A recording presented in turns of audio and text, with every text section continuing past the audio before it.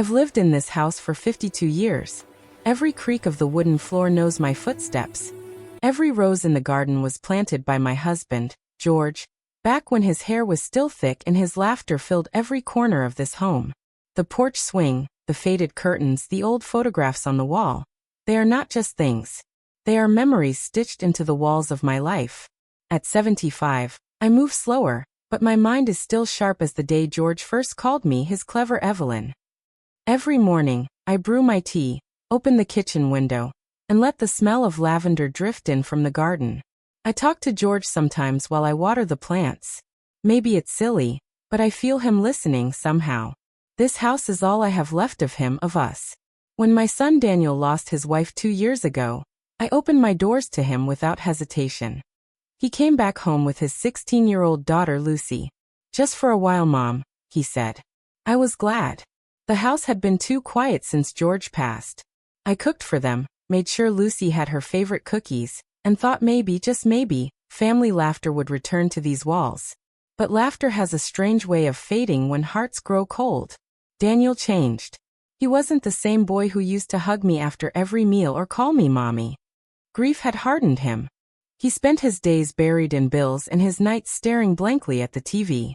Sometimes I caught him staring around the house as if measuring its worth, not its warmth. It started with small comments. "Mom, you really should declutter. This place looks old." Then came sharper ones.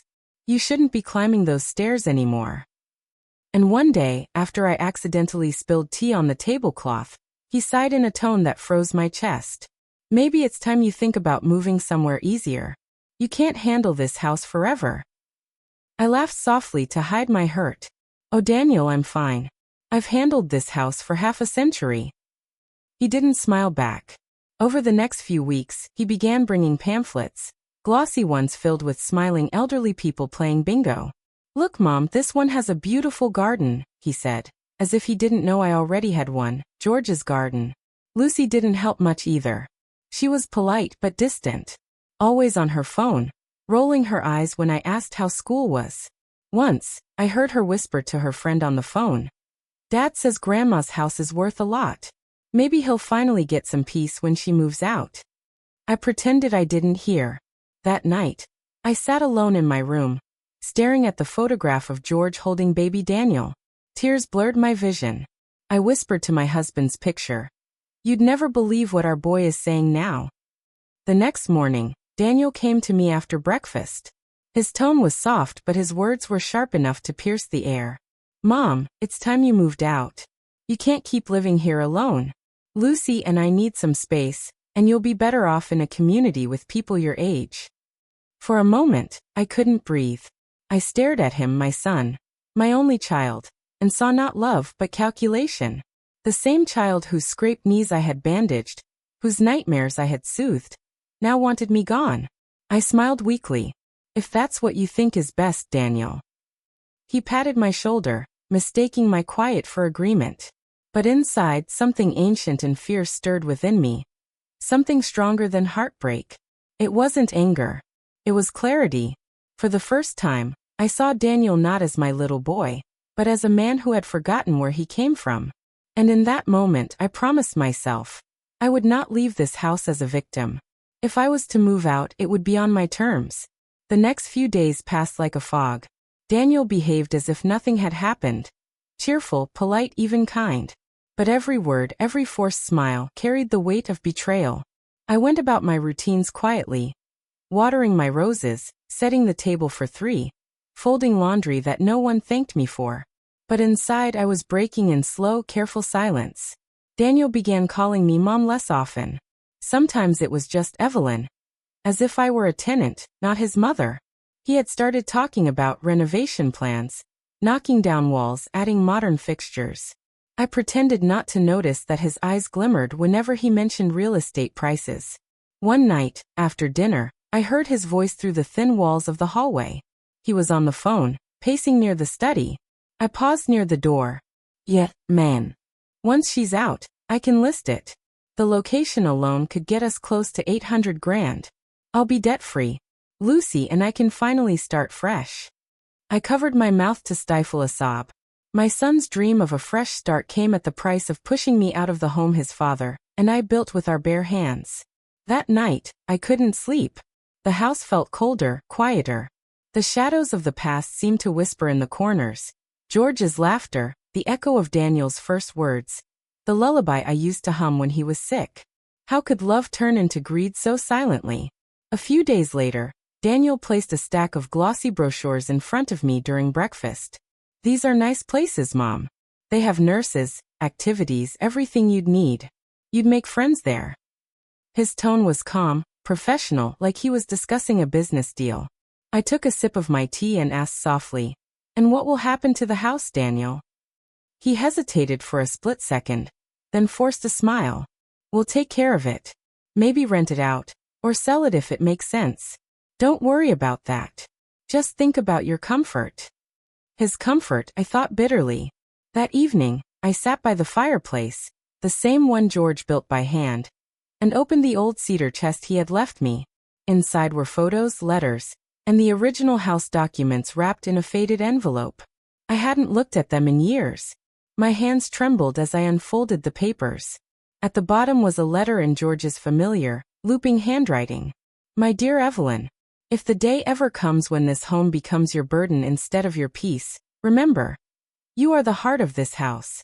Never let anyone take that from you. With all my love, George." Tears streamed down my cheeks, but my chest felt lighter.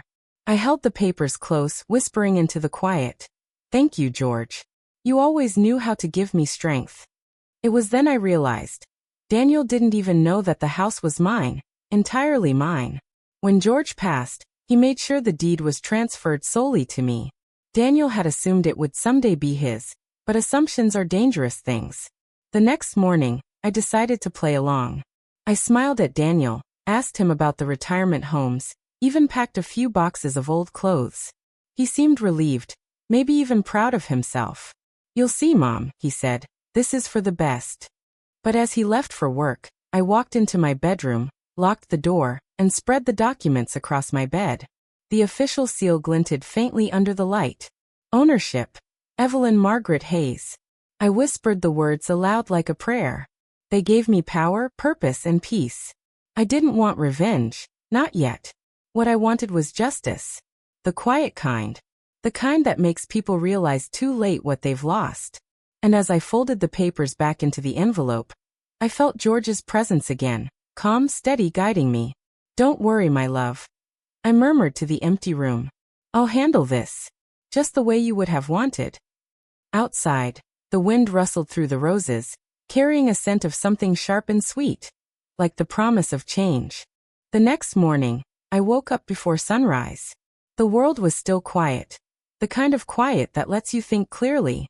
For the first time in weeks, I felt a strange calm settle over me. The fear and sadness that had been sitting heavy on my chest began to lift, replaced by something sharper. Resolve.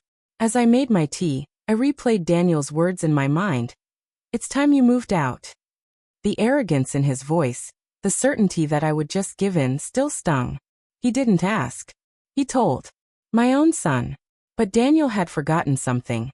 I was not some fragile old woman waiting to be told what to do. I had built this life, brick by brick, beside a man who believed in me. I had survived loss, loneliness, and time itself. I could survive my son's betrayal too. That morning, after Daniel left for work, I dressed carefully in a neat navy blue coat and my pearl earrings. The same ones I wore on the day George and I bought this house. I took the envelope with the house deed and walked 3 blocks down to the local real estate agency, Peterson and Company, the same firm George used decades ago. The bell above the door jingled as I entered. A woman with kind eyes and silver-streaked hair looked up from her desk. "Mrs. Hayes. It's been years," she said warmly. "How can I help you today?" I smiled softly. "Margaret, I'd like to sell my house." Her brows lifted in surprise. "Your house? Are you sure? You've lived there forever." "I am sure," I said firmly. "But I want it handled quietly, no public listings, no signs. Just a private sale. And I'd like it done quickly." She studied me for a long moment, then nodded. "You always did know exactly what you wanted, Evelyn." We spent the next hour going over the paperwork. She promised to find the right buyers, someone who would love the house, not use it.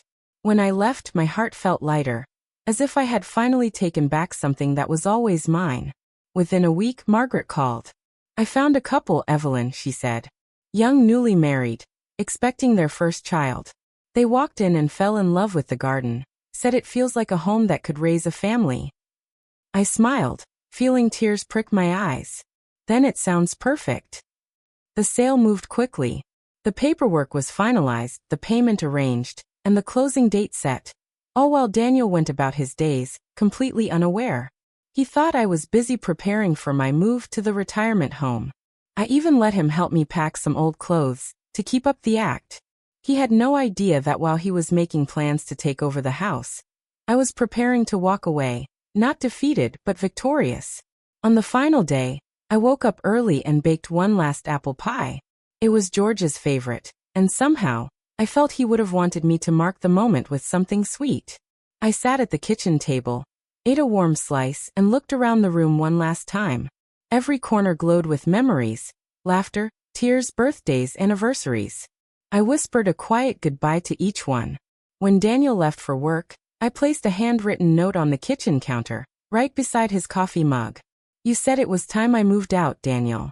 You were right. The house is sold. The new owners will arrive tomorrow. Take care of yourself and of Lucy. Love, Mom. Then I took my small suitcase, locked the door behind me, and walked away from the house, my house, without looking back. By evening, Daniel's frantic calls started flooding my phone. I didn't answer. He left messages, angry at first, then desperate.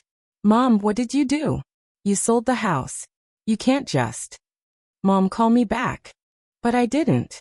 Some silences speak louder than any words could. That night, I sat in my friend Margaret's cozy living room, sipping tea by the fire.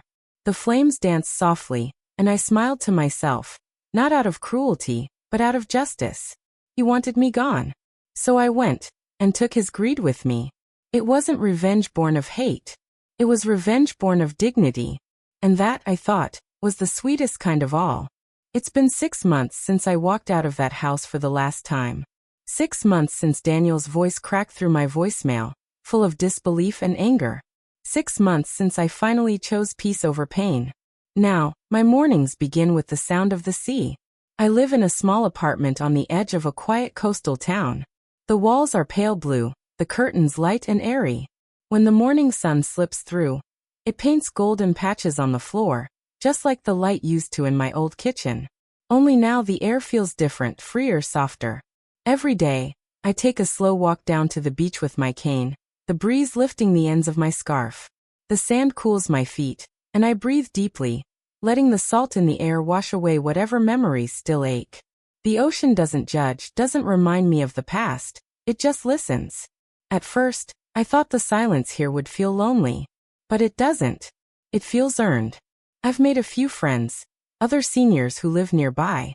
We meet in the little cafe across the street for tea and crossword puzzles. They don't ask too many questions about where I came from.